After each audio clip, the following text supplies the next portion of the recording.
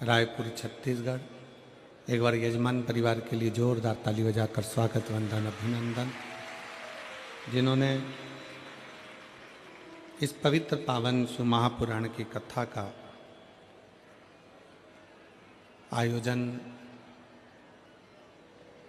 आयोजित की, संपूर्ण क्षेत्रवासियों को इस कथा का लाभ दिया।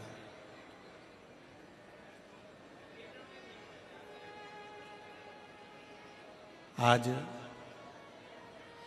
25 दिसंबर है, जिसको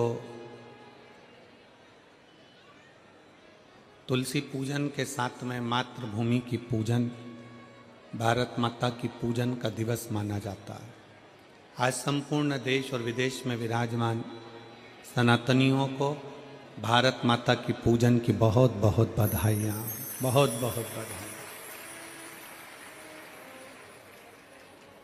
और होना चाहिए कि चंदन है इस देश की माटी, तपोभूमि हर ग्राम है, हर बाला देवी की प्रतिमा, बच्चा बच्चा राम है। और जिसके सैनिक समर भूमि पर गाया करते गीता हैं, उसी माटी के हल्के नीचे खेली करती सीता है। ये भारत माता की भूमि सभ्यता और संस्कृति की भूमि,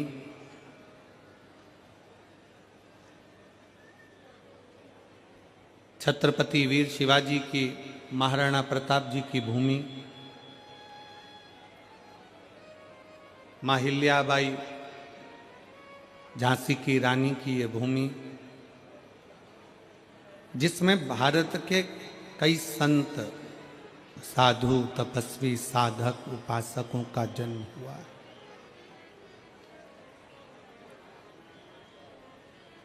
और उस भूमि पर आज 25 दिसंबर को भारत माता की पूजन का दिवस, तुलसी पूजन दिवस मनाकर संपूर्ण क्षेत्र और देशवासी गौरवान्वित होते हैं। बोल भारत माता की। शिव तत्व है।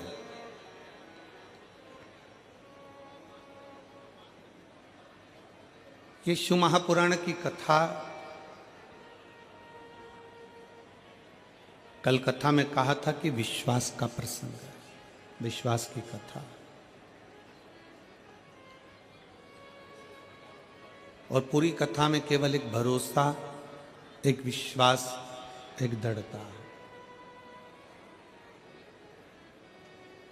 आप कितना विश्वास रखकर, कितना भरोसा रखकर, कितने विश्वास के साथ, कितने भरोसे के साथ, कितनी दृढ़ता के साथ आप इस पवित्र शिव महापुराण की कथा को अपने भीतर उतारते हो, यह आपके ऊपर निर्भर करता है।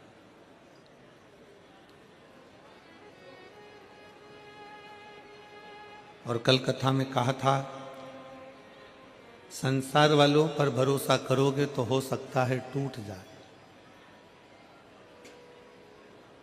संसार वालों पर भरोसा करोगे तो हो सकता है कि टूट जाए, पर अगर मेरे बाबा देवाधिदेव महादेव पर भरोसा किया है तो वो जिंदगी में कभी टूटता नहीं है, वो भरोसा और बढ़ता चले ही जाता है, वो टूटता नहीं है।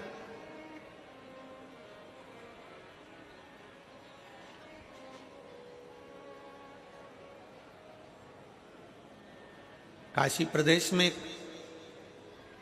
संत हुए शिव योगी,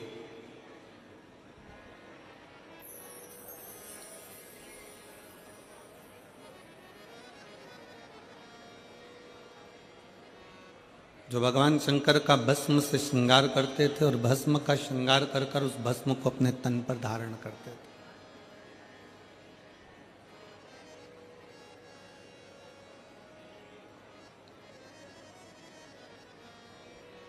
शिव पर चढ़ी गई भस्म, शिव पर चढ़ाया गया जल, शिव पर चढ़ाई गई बेलपत्र, शिव पर चढ़ाया गया एक अक्षत, शिव पर चढ़ाया गया चंदन, अबीर, गुलाल,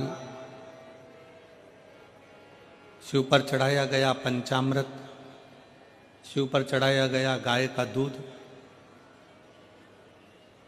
ये सभी जो भी सामग्री हम भगवान शंकर को समर्पित करते हैं, केवल शिव को समर्पित नहीं करी गई है, समर्पित करने के बहाने हमारे जैसे जीवों का जो संपूर्ण संसार सागर में ना जाने कितना झूठ, कितना कपट, कितना छल, कितनी बेईमानी, कितना पाप, कितना असत्य कहीं ना कहीं मनुष्य की देह से हो जाता है, उस देह से मुक्ति का एक बिंदु है।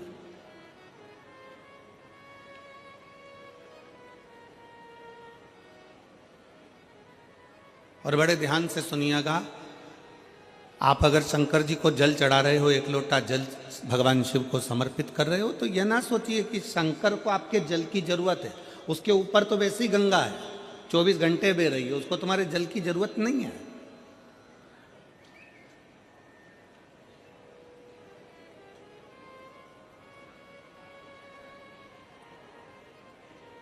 आप देवाधिदेव महादेव को अगर एक लोटा जल चढ़ा रहे हो तो ये विचार ना करिए कि शंकर को तुम्हारे जल की जरूरत है।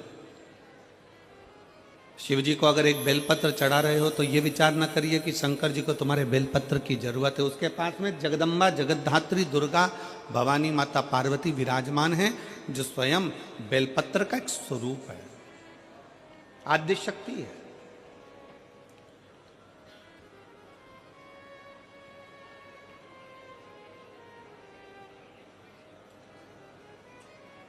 भगवान शंकर को अगर दिया लगा रहे हो तो दीपक जला रहे हो, दिया लगा रहे हो, तो ये ना सोचिए कि हम भगवान शंकर को दीप लगा रहे हैं। उसको तुम्हारे दीप की जरूरत नहीं है, उसके मस्तक पर चंदा विराजमान है।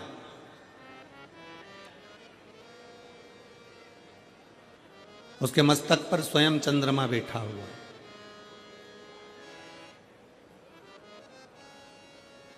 भगवान शंकर को तुमसे कुछ भी नहीं चाहिए, कुछ भी नहीं। आप अगर विचार करो कि मैं शंकर जी को जल चढ़ा रही हूं, शंकर जी को जल की जरूरत है नहीं है। जो जल आप शंकर भगवान को चढ़ा रहे हो, शिव को तुम्हारे जल की जरूरत नहीं है। शंकर जी को जो जल चढ़ा रहे हो वो जल की जरूरत तुमको है। जिस दिन तुम्हारा दुख का समय आएगा, तुम्हारा चढ़ाया गया एक लोटा तुम्हारे सामने आकर खड़ा हो जाए। जो तुमने भगवान को दिया है, जो तुमने भगवान को प्रदान किया है, जो तुमने भगवान को दिया है। एक चरित्र आता है, स्मरण में रहे आपके। एक राजा ने अपने नगर में सूचना कर दी कि मुझे नहीं मालूम कि मरने के बाद क्या होता है। एक राजा ने सूचना कर दी कि मुझे नहीं मालूम कि कब्र के अंदर होता क्या है। जब किसी व्यक्ति को दफना देते हैं, किसी व्यक्ति को भूमि की समाधि दे देते हैं, तो उसके साथ होता क्या है मुझको नहीं मालूम।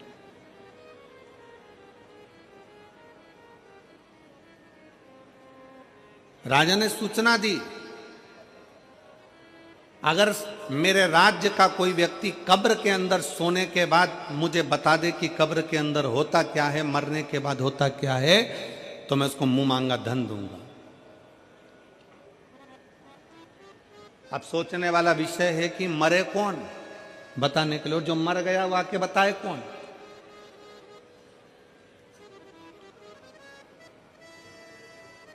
कोई हमसे पूछे कि गुरुजी तुमने कहीं स्वर्ग देखा है, तुमने कहीं नरक देखा है, तो शिव महापुराण की कथा कहती है कि जो चले जाता है वो आकर बताता नहीं है कि वो स्वर्ग में है कि नरक में है।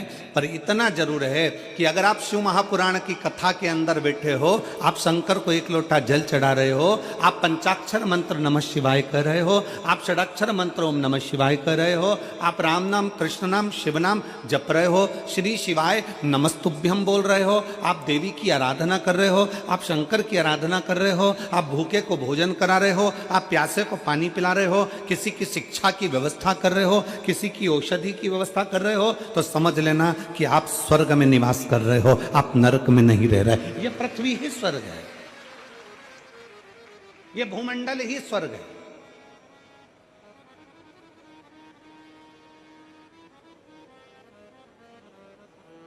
अब राजा ने सूचना कर दी कि कोई मुझे बता दे कि कब्र के अंदर होता क्या है, मरने के बाद होता क्या, कोई मुझे सूचना दे होता क्या।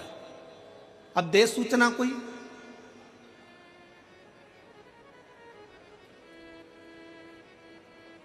एक सिर फिरा था,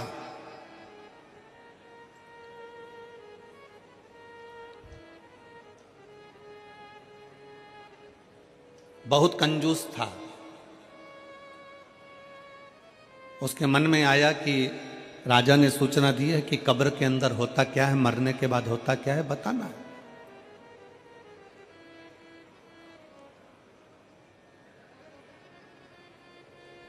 और मुंह मांगा इनाम दिया जाएगा, मुंह मांगा धन दिया जाएगा। ठीक है। उस व्यक्ति ने, कंजूस ने विचार करा कि मैं अगर अंदर कब्र में चले जाऊंगा, सो जाऊंगा, 20-25 मिनट की बात है, राजा ने तो 15 मिनट दिए हैं, मैं 20 मिनट अगर कब्र के अंदर मिट्टी में दब के सो भी जाऊंगा तो आकर बता दूंगा कि क्या होता है। ठीक है। उस व्यक्ति ने राजा के पास जाकर कह दिया कि मैं कब्र के अंदर जाने को तैयार हूं, मैं मरने को तैयार हूं, मैं बताने को तैयार। राजा ने कहा ठीक है, तैयारी करो। कब्र खोदी गई। उस व्यक्ति को लेकर आ रहे थे, पीछे उसके एक भिखारी पड़ गया। भैया थोड़ा सा दान दे दो ना, भैया तुम मरने जा रहे हो, तुम कब्र में सोने जा रहे हो, ए भैया थोड़ा सा दान दे दो ना। भिखारी कहे भैया भिक्षा दे दो ना, भैया मेरे कटोरे में कुछ डाल दो ना, भैया कुछ दे दो ना। अब वो भिखारी तो सोच रहा था कि मैं वापिस आऊंगा और सोने ही सोने की रकम मिलेगी, बस। अब ये भिखारी और वो कंजूस अलग, इसको क्या दूं। सामने पड़ा था कचरा, पत्तियों के थोड़े थोड़े जो सूखी पत्तियां पड़ी थी, वो पत्तियां उसने उठाई और उसके कटोरे में डाल दी भिखारी के। ले ये ले, तेरे कटोरे में मैंने दे दिया दान, बक यहां से जा, चल जा यहां से। और कटोरे में वो सूखी पत्तियां, पेड़ की सूखी पत्तियां, कचरा उठाकर डाला। भिखारी कचरा लेकर चले गया। इस व्यक्ति के लिए कब्र खोदी गई, उसको अंदर सुलाया गया, उस पे मिट्टियां डाली गई, मिट्टियां डालकर पूरा की पूरा पैक करा गया। अब जितनी जितनी मिट्टी डलती जा रही थी उतना उतना उसका मन घबराते जा रहा था कि अब तो मरना निश्चित है, अब जीवित रहूंगा ही नहीं तो बताऊंगा कैसे, धन किससे लूंगा, पैसा किससे लूंगा, मेरे तो प्राण ही चले जाए।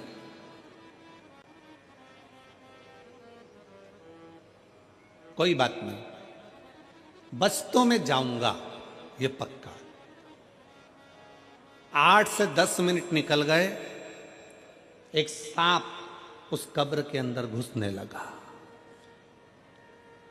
उसने मन में विचार करा कि अभी तो मैं बच भी जाता, पर अब तो पूरा ही मरा।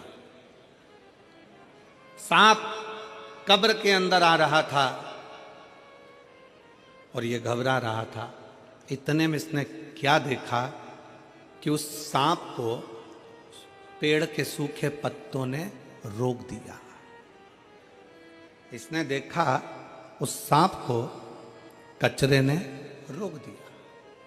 पेड़ के सूखे पत्तों ने, कचरों ने उस सांप को रोका। सांप अंदर आने का प्रयास करता रहा, सूखे पत्ते उसको रोकते रहे, कचरा उसको रोकता रहा, सांप अंदर नहीं आया। आखिरी में पलट कर चले गया। 20 मिनट पूरे होने के बाद इसको कब्र से निकाला, राजा के दरवाजे में लाकर खड़ा करा। राजा ने पूछा, बताओ कब्र में होता क्या है? उसने अपनी वाणी में कहा, महाराज होता बस वही है कि जीते जी जिंदगी में आप जो दान करते हो वो मरने पर भी आपके सामने आकर खड़ा हो जाता है। जीते जी आपने जो भजन किया, जीते जी आपने जो कीर्तन किया, जीते जी आपने जो मंत्र जाप करा, जीते जी आपने जो नाम जाप करा, जीते जी आप शंकर की कथा सुन रहे हो, जीते जी आप एक लोटा जल चढ़ा रहे हो।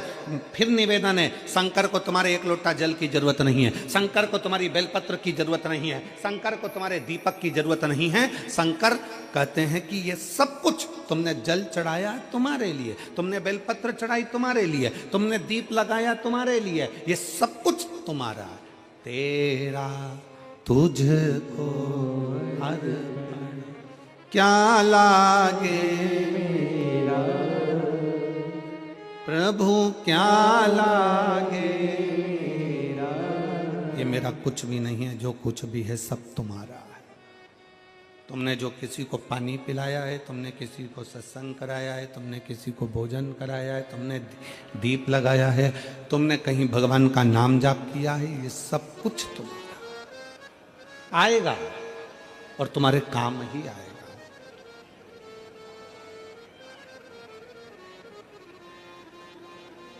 एक लोटा जल सारी समस्या का हल।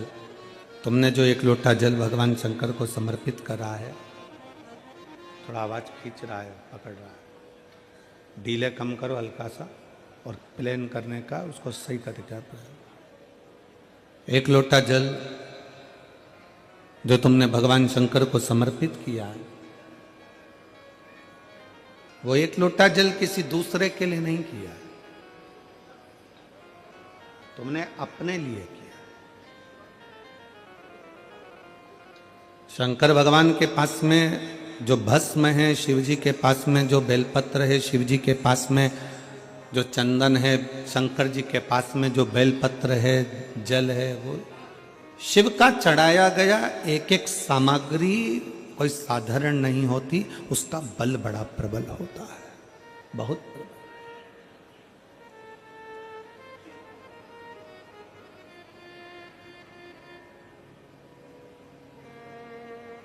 कल हमने कथा में कहा था, आप लोगों ने श्रवण किया था कि शिव जी पर जब हम जल समर्पित कर कर उसका पान करते हैं, उस जल को पीते हैं, तो वो जल जल नहीं देता, वो अमृत बन जाता है, औषधि बन जाता है, हमारे शरीर के लिए वो सुख प्रदान करने वाला बन जाता है, श्रेष्ठता देने वाला बन जाता है। वो जल साधारण नहीं रह पाता।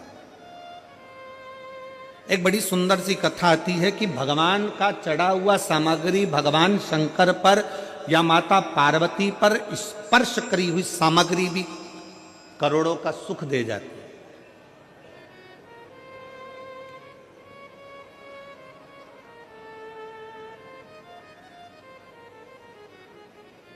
करोड़ों की संपदा दे जाती है।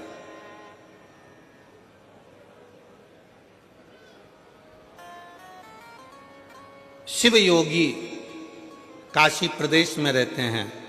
काशी प्रदेश में रहते हुए शिव योगी का नियम था कि शंकर पर जो समर्पित करते हैं वो अपने तन पर धारण करते हैं। शिव को अगर भस्म चढ़ाइए तो वो भस्म अपने तन पर धारण कर लेंगे। शंकर को अगर जल चढ़ाया गया है तो उस जल का आचमन कर लेंगे।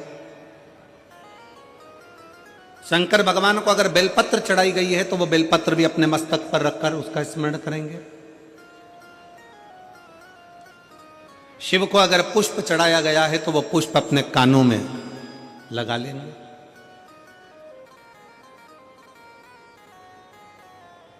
कभी कभी हम तो नहीं जानते, पर आप लोगों ने अगर स्मरण में हो तो हमने भी एक बार दर्शन किया है। आप लोग भी कभी शंकर भगवान के अगर फोटो को निकालोगे,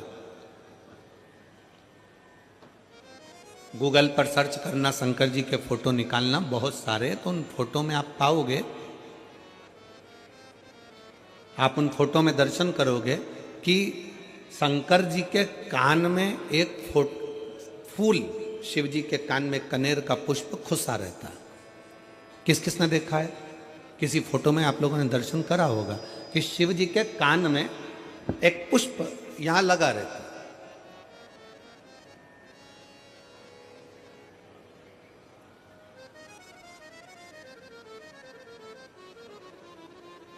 भगवान अगर श्रीनाथ जी का दर्शन करोगे, नाथ द्वारा में श्री जी बाबा का दर्शन करोगे,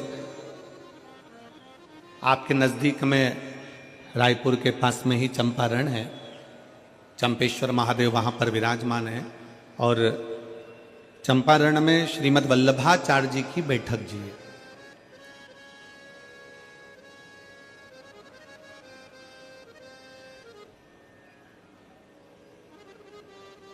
जिन्होंने पुष्टि मार्ग को प्रगटाया, ठाकुर जी के चरणों की सेवा सिखाई। और श्रीनाथ जी का अगर दर्शन करते हो श्री जी बाबा का अगर दर्शन करते हो, गोवर्धन नाथ जी का अगर दर्शन करते हो, तुम्हारे घर में अगर श्रीनाथ जी का कोई फोटो है, गोवर्धन नाथ जी का अगर कोई फोटो है, श्री जी बाबा का अगर कोई फोटो है, तो उस फोटो में आप दर्शन करेंगे कि श्रीनाथ जी का जो हस्तकमल ऊपर है, उस हस्तकमल पर एक पुष्प रखा हुआ।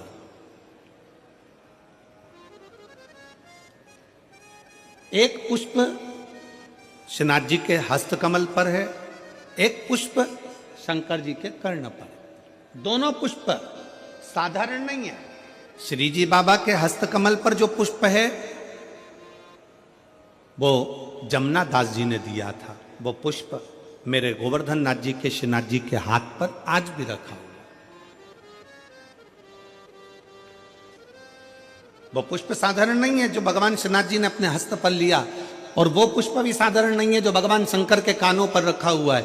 जमुना दास जी ऐसे संत जिन्होंने ठाकुर जी के इतने प्रिय कि ठाकुर जी के लिए रोज नई नई माला तैयार करते थे, रोज नया नया श्रृंगार तैयार करते थे। भगवान गोवर्धन नाथ जी के लिए, श्रीनाथ जी के लिए रोज नया नया श्रृंगार बनाते थे।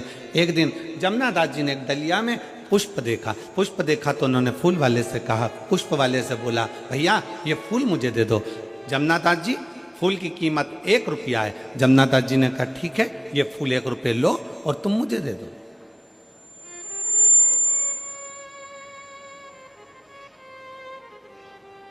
1 रुपया लीजिए और पुष्प मुझे दे दिए।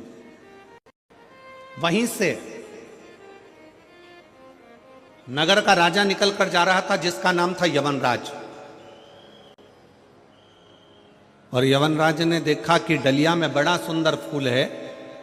जमुना दास जी ठाकुर जी की हवेली जी जा रहे हैं, भगवान का दर्शन करने जा रहे हैं, तो फूल लेकर जाना चाहते हैं। और यवनराज एक वेश्या के यहाँ जा रहा था, तो उसने देखा कि फूल बड़ा सुंदर है, वेश्या के सिर पर लगाऊंगा, जूड़े में सजाऊंगा, वेश्या बड़ी सुंदर लगेगी, खुश हो जाएगी। उसने रथ रोका, बग्गी रोकी और रोककर कहा, ए फूल वाले, फूल कितने का है? फूल वाले ने कहा, फूल 2 रुपए का है। होता है पैदल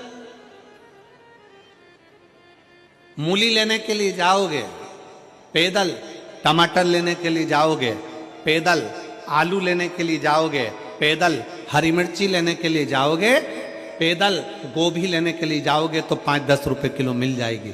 2 व्हीलर से जाओगे तो उसकी कीमत थोड़ी सी बढ़ जाएगी, 4 व्हीलर से जाओगे तो उसकी कीमत दुगनी हो जाएगी। कीमत गाड़ी की है। पैदल गए 10 रुपए किलो मिल गई गोभी, 2 व्हीलर से गए 15 रुपए किलो मिल गई गोभी, 4 व्हीलर से गए 20 रुपए किलो मिल गई गोभी। जमुना दास जी 1 रुपए का फूल ले रहे थे, यवनराज ने आकर पूछा कितने का फूल है? फूल की कीमत बढ़ गई, 2 रुपए का। जमुना दास जी हाथ जोड़कर बोले यवनराज से, महाराज आप तो नगर के राजा हो, आप दूसरा फूल ले सकते हो। मैंने तो ये फूल ठाकुर जी के लिए ले लिया, अपने मन से मैंने ठाकुर जी को चढ़ा दिया, अपने मन से मैंने श्री जी बाबा को समर्पित कर दिया, अपने मन से मैंने भगवान को दे दिया, ये फूल मुझे ले लेने दो। यवनराज ने कहा, जमुना दास फूल मैं लूंगा और वेश्या के जूड़े में जाएगा। जमुना दास जी ने कहा, ये फूल तो मैंने अपने मन से मेरे गोवर्धन नाथ जी को, मेरे कृष्ण को, मेरे श्री जी बाबा को मैंने समर्पित कर दिया, अब तो फूल मैं ही लूंगा। यमनराज ने कहा, जमुना दास समझ जा, तुम मुझसे कह रहा है कि फूल मैं लूंगा? फूल की कीमत मैं 2 रुपए देता हूं। फूल वाले ने कहा, ले लो आप। जमुना दास जी ने कहा, पहले तो फूल मैंने 1 रुपए में लिया था, माली कहता अब 2 रुपए का है। जमुना दास जी ने कहा, फूल की कीमत 4 रुपए देता हूं, फूल मेरा है। यमनराज ने कहा, फूल की कीमत 8 रुपए देता हूं। जमुना दास जी ने कहा, फूल की कीमत 10 रुपए देता हूं। यमनराज ने कहा, फूल की कीमत 20 रुपए देता हूं, मैं नगर का राजा हूं, फूल मैं लेकर जाऊंगा। जमुना दास जी कहते हैं, फूल की कीमत में 40 रुपए देता हूं। यमनराज ने कहा, फूल की कीमत 50 रुपए देता हूं। यमनराज ने कहा, फूल की कीमत 100 रुपए देता हूं। यमनराज ने कहा, फूल की कीमत 1000 रुपए। जमुना दास जी कहते हैं, फूल की कीमत 10,000 रुपए। जमुना दास कहते हैं, फूल की कीमत 10,000 रुपए। यमनराज कहते हैं, फूल की कीमत 20,000 रुपए। जमुना दास जी कहते हैं, फूल की कीमत 50,000 रुपए। यमनराज 1,00,000 रुपए फूल की कीमत बोलने वाले थे, पर यवन राज को लगा 1,00,000 में तो 10 बेस्या घर पे ले आऊंगा। फूल को छोड़ो, जमुना दास ने अपना मकान बेचा, अपनी जमीन बेची, 50,000 का फूल खरीद कर ठाकुर जी के चरणों में जैसे ही कृष्ण भगवान के चरणों में पहुंचे, जैसे ही ठाकुर जी के चरणों में पहुंचे और जमुना दास ने अपना फूल भगवान के चरणों में रखा, वैसे ही मेरे कृष्ण ने, मेरे गोवर्धन नाथ ने, श्री जी बाबा ने उस पुष्प को उठाकर अपने हस्त कमल पर रख लिया। आज भी जमुना दास जी का फूल श्री जी बाबा के हस्त कमल पर आज भी रहता है। आज भी आपके घर में अगर फोटो हो तो उसका दर्शन करिए, फोटो ना हो तो मोबाइल पर सर्च कर कर दर्शन करो कि श्रीनाथ जी की मूर्ति पर, श्रीनाथ जी की फोटो में, श्रीनाथ जी के स्वरूप में आज भी श्रीनाथ जी के हस्त कमल पर एक पुष्प रखा रहता है, वो जमुना दास जी का है। जमुना दास जी ने कहा, ठाकुर क्या मेरा ये पुष्प आपको पसंद नहीं आया? जमुना दास जी के शब्द सुनकर ठाकुर जी कहते हैं, जमुना दास तेरा पुष्प तो इतना पसंद आया कि मैं इसको जिंदगी भर अपने हाथ पर रखूंगा, जिंदगी भर अपने हस्त पर रखूंगा।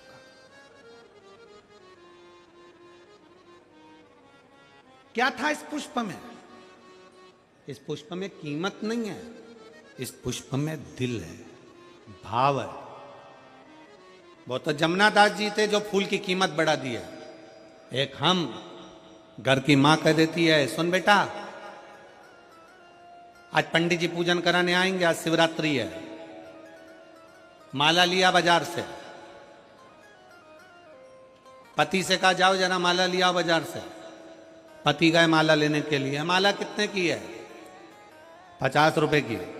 इससे छोटी 30 रुपए की, इससे छोटी 10 रुपए की। यही उतार कर दे दो। भगवान के लिए लेकर आए 10 रुपए की। थोड़े दिन बाद पत्नी का करवा चौथ का व्रत आ गया। पत्नी ने कहा सुनो मेरे लिए वो सिर में बांधने का वो गजरा और जूड़ा लेकर आना। पति गया मार्केट में फूल वाले के यहाँ, ये कितने का है? 40 रुपए का। इससे अच्छा बता 50 का, इससे अच्छा बता 150 का, इससे अच्छा बता 200 का। पत्नी के लिए लेकर आया तो अच्छे से अच्छा लाया, बच्चों के लिए लाया तो अच्छे से अच्छा लाया, और परमात्मा के लिए लाया तो सस्ते से सस्ता लाया। भगवान भी समझ जाते हैं तेरी दृष्टि में मैं हल्का हो गया, मेरी दृष्टि में तू हल्का हो गया, मेरी दृष्टि में तू हल्का। भगवान कभी नहीं कहते कि मुझे बहुत सारा धन दो, भगवान कभी नहीं कहते कि मुझे बहुत सारी संपदा दो, भगवान कभी नहीं कहते कि मुझे ढेर सारी पूंजी दो। भगवान तो कहते हैं कि तू दिल से मुझे जो समर्पित कर रहा है वो मेरे लिए नहीं, तू तेरे लिए कर रहा है, तेरे लिए।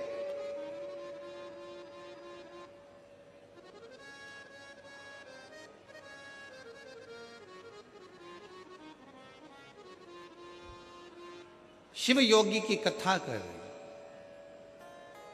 काशी प्रदेश में रहने वाला वो शिव योगी भगवान शंकर की भक्ति में झूमता, शिव जी को भस्म का श्रृंगार करता, वो भस्म अपने तन पर धारण कर लेता। शंकर जी को बेलपत्र का श्रृंगार करता, बेलपत्र अपने तन पर धारण कर लेता। भगवान शंकर को जल समर्पित करता, वो जल का आचमन कर लेता।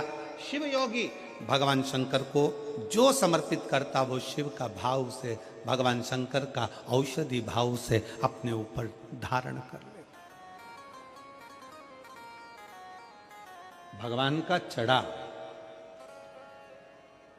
भगवान को समर्पित किया गया, कोई साधारण हो सकता है? हमने पहले भी एक बार कथा में कहा था, मेरी जीजियों से निवेदन है, मेरे जीजाओं से निवेदन है, मेरी बेटियों से बेटाओं से निवेदन है, कोई 500 रुपए की साड़ी लेकर आए, कोई 1000 रुपए की साड़ी लेकर आए, कोई 10,000 की साड़ी लेकर आए, तुम 200 रुपए की साड़ी लेकर आओ।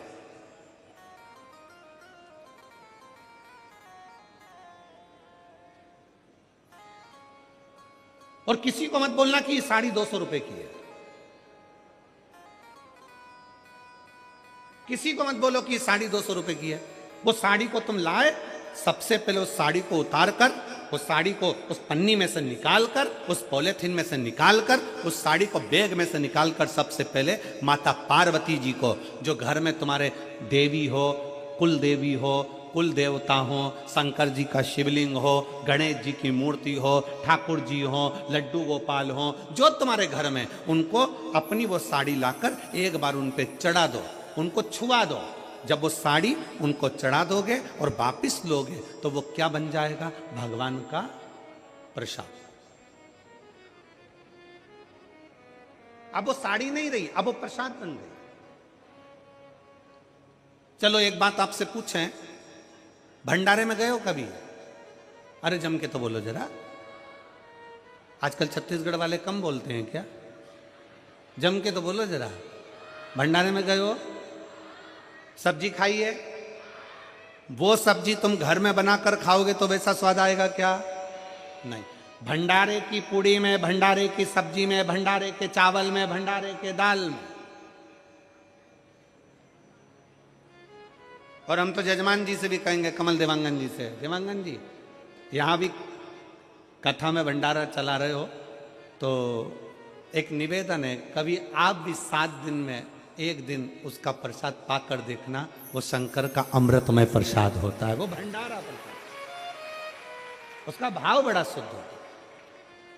कभी मौका मिले तो एक आध बार गुरु नानक देव जी के गुरुद्वारे में लंगर में जाकर देखना। कभी मौका लग जाए एक बार गुरु नानक देव जी का कहीं गुरुद्वारा हो और उस गुरुद्वारा का लंगर का प्रसाद चख कर देखना, उस प्रसाद की महत्वता को जानोगे कि लंगर जो हम चखते हैं उसका क्या है। कभी मौका लग जाए किसी सदगुरु के दरवाजे पर जाकर उस प्रसाद को पाकर देखिए। कभी मौका लग जाए तो कुबेरेश्वर धाम पर आकर जो खिचड़ी बाबा की मिलती है उस खिचड़ी का प्रसाद पाकर देखिए। कभी मौका लग जाए तो किसी संत साधु गुरुजन तपस्वी जन साधक उपासक के यहाँ जाकर उस तप बल से पकी हुई इस प्रसाद को पाई, उसका स्वाद देखिए। साड़ी वही है, 200 रुपए की साड़ी है, किसी को मत बताओ कि 200 की है, बस उसको ले जाके भगवान को चढ़ा दो, प्रसाद बन जाए। अब वो प्रसाद बन गई तो वो कीमत वाली हो गई, वो प्रसाद बन गई तो उसमें स्वाद आ गया, वो प्रसाद बन गई तो भगवान का स्वाद हो गया। स्वाद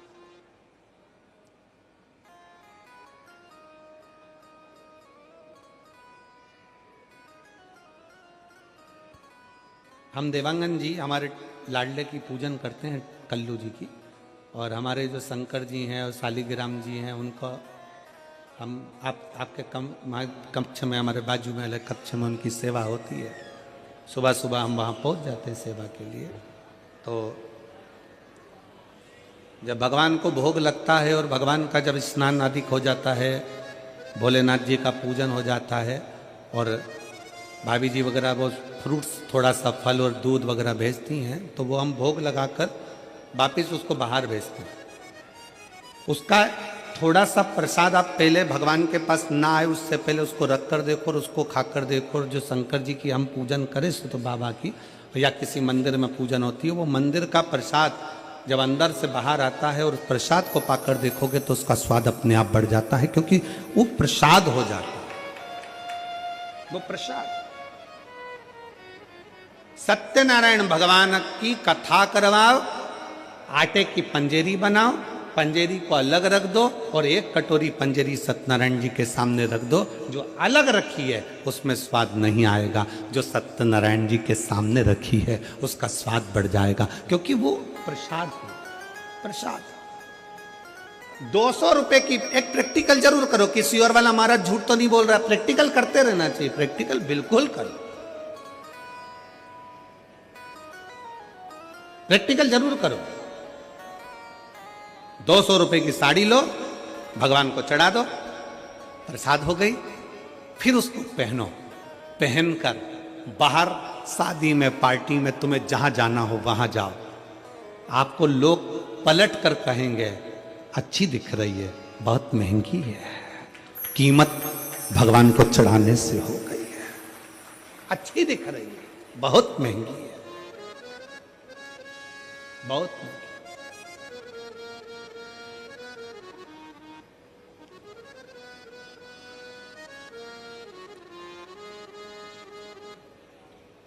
और तेरा ही दिया मैंने खाया पिया है, तेरा शुक्रिया है, तेरा शुक्रिया मुझे भोले बाबा ने बहुत दे दिया है। तेरा शुक्रिया तेरा शुक्रिया तेरा शुक्रिया तेरा शुक्रिया। ये जायदाद दी है औलाद दी, ये जायदाद दी है औलाद दी है। मुसीबत में हर वक्त इमदाद दी है, मुसीबत में हर वक्त इमदाद दी है। तेरा ही दिया मैंने खाया पिया है। तेरा शुक्रिया है तेरा शुक्रिया है। मुझे भोले बाबा ने बहुत दे दिया है। तेरा शुक्रिया है तेरा शुक्रिया। एक साधारण से साधारण वस्तु की भी कीमत है अगर शंकर को समर्पित हो गई। साधारण सी वस्तु,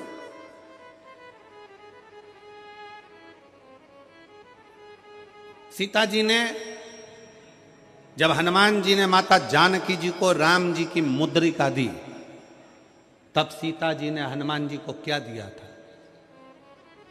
जम के बोलो।